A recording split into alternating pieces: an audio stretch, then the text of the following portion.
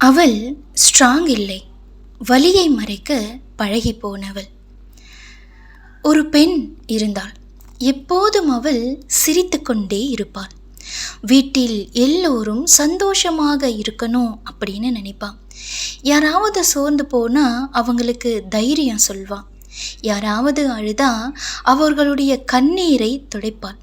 ஆனால் ஒரு நாளும் அவளிடம் மட்டும் யாரும் கேட்கவில்லை, நீ சோர்வா இருக்கியா அப்படின்னு.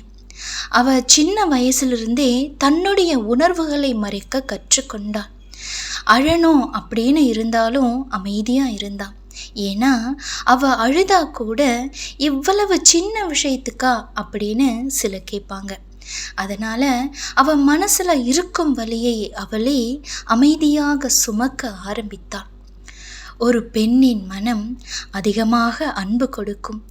அவள் ஒருவரை உண்மையாக நேசித்தால் முழு மனதோடு நேசிப்பாள்.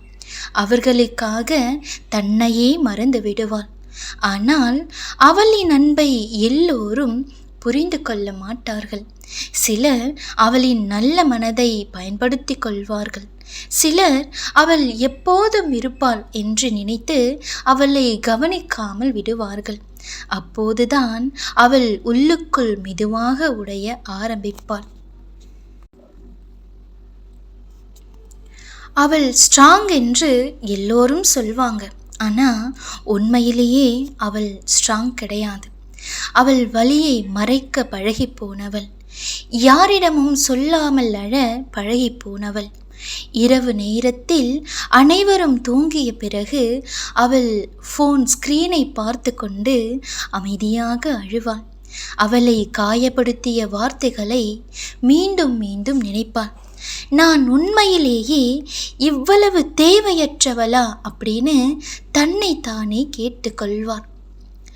ஒரு பெண்ணை அவள் அதிகமாக பேசும்போது புரிந்து கொள்ள முடியாது. அவள் அமைதியாக மாறும்போதுதான் அவள் எவ்வளவு காயப்பட்டிருக்கிறாள் என்று தெரியும். ஏனென்றால் அதிகமாக அன்பு கொடுத்த மனம் அதிகமாக ஏமாற்றப்பட்ட பிறகு அமைதியாகிவிடும். அவள் மாறவில்லை.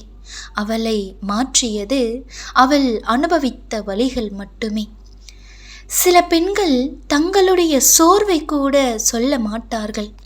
அம்மாவாக இருந்தாலும், மனைவியாக இருந்தாலும், மகளாக இருந்தாலும் அவர்கள் எல்லோரையும் கவனிப்பார்கள்.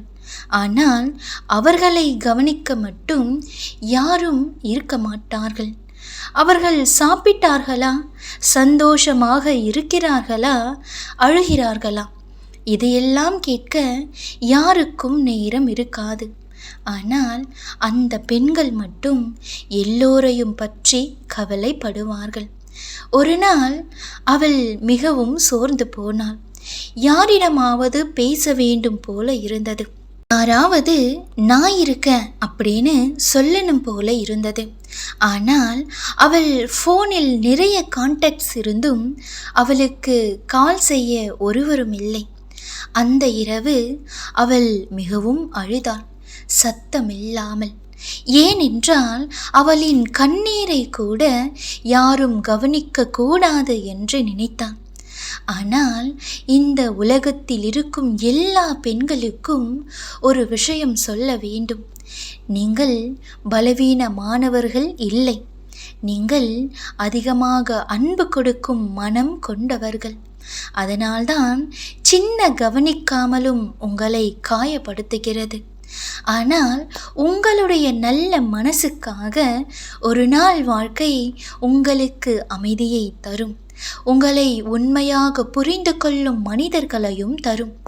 அதுவரை தயவு செய்து உங்களை நீங்களே குறை சொல்லாதீர்கள். உங்களுடைய கண்ணீரை வெறுக்காதீர்கள். நிறைய பெண்கள் வெளியில் சிரித்து கொண்டே இருப்பார்கள். ஆனால் அவர்களின் மனதில் யாருக்கும் தெரியாத போராட்டங்கள் நடந்து கொண்டே இருக்கும். அதனால் ஒரு பெண் அமைதியாக இருந்தால் அவள் ஆட்டிடியூட் காட்டவில்லை. அவள் மிகவும் சோர்ந்து போய் இருக்கலாம்.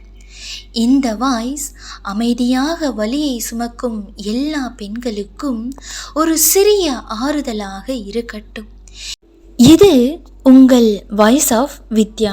உடைந்த மனங்களுக்கு ஓர் ஆறுதல்.